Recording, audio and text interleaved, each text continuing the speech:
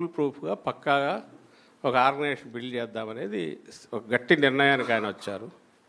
రెండవది, ఇక ముందు ఏది జరిగినా గతంలోలాగా కాకుండా మన ఆర్గనైజేషన్ యాజ్ సచ్ ఎవరి చేతిలోనే పెట్టి నడపమన్నట్టు కాకుండా మనమే నడుపుతాం, ఆర్గనైజేషనే నడుస్తుంది. ఇది మనం ఎంతమందిని బయట నుంచి కన్సల్టెంట్లు పెట్టుకున్నా ఇంకోటి జరిగినా మన ఆర్గనైజేషనే మన పెద్ద వెపను, టూలు. అందుకోసం కూడా పనిచేసేవాళ్ళు రియల్గా ఏ పనికి ఏ బాధ్యతకు అవసరం ఆ పని చేయగలిగిన వాళ్ళను దానికి పెట్టి ఎఫిషియెంట్గా నడపగలిగితే పార్టీ యంత్రాంగం మొత్తం వచ్చే ఎన్నికలకు కానీ లేకుంటే రోజువారీ వీటికి కానీ సమాయత్తంగా ఉంటుంది.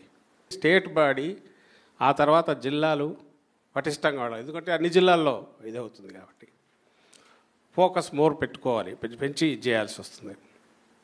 అలాగే మనం తీసుకునే కమిటీకి సంబంధించి ఈ స్టేట్ బాడీ ఎప్పుడైతే మనం పటిష్టంగా చేసుకుని వాళ్ళకు బాధ్యతలు కూడా ఇవ్వగలిగితే కిందకు మనం తీసుకెళ్ళిన తర్వాత వాళ్ళు సూపర్వైజ్ చేయడం కానీ కమిటీలు వేయడము, కమిటీలు వేశాక వాటికి ఏదైనా పని ఇవ్వడము, పని ఇచ్చింది ఎట్లా జరుగుతోంది అక్కడ యాక్టివిటీ, అలాగే ఏ పనులు వాళ్ళు చేయొచ్చు, ఏ యాక్టివిటీస్ టేకప్ చేయొచ్చు. ఒక లోకల్ లెవెల్ అయితే ఆ లోకల్ ఎవరికి వాళ్ళు ప్రతి సెల్ కింద ఉన్న ఒక మాడ్యూల్ లాగా వాళ్ళ స్థానిక సమస్యల మీద వాళ్ళు రియాక్ట్ కాగలగడం. అలాగే జిల్లా స్థాయి, రీజనల్ స్థాయి అయితే దానికి సంబంధించి ఆ రీజనల్ లెవెల్లో రియాక్ట్ కావడం. స్టేట్ లెవెల్ అయితే ఇక్కడ నుంచి ఆలోచించి ఇచ్చిన దానికి స్టేట్ అంతా రియాక్ట్ కాగలగడం. కింద ఫీల్డ్లో అల్టిమేట్ మన గోల్ ఏదైతే ఉందో అసెంబ్లీలో ఉన్న మన అభ్యర్థులు కావచ్చు, మన కోఆర్డినేటర్లు, పార్లమెంట్ స్థాయిలో ఉండేవాళ్ళు, వాళ్ళ విజయానికి రేపు బాటలు వేస్తుంది, దానికి ఉపయోగపడతాయి. ఎందుకంటే 5 years తర్వాత అదే మెయిన్ అవుతుంది. దీని ఇంత ఎఫెక్టివ్గా పనికి అవసరమైన దీనికి సంబంధించినంత వరకు మనం ఫస్ట్ కావాల్సింది కమిటీల ఏర్పాటు సీరియస్గా పెట్టడం.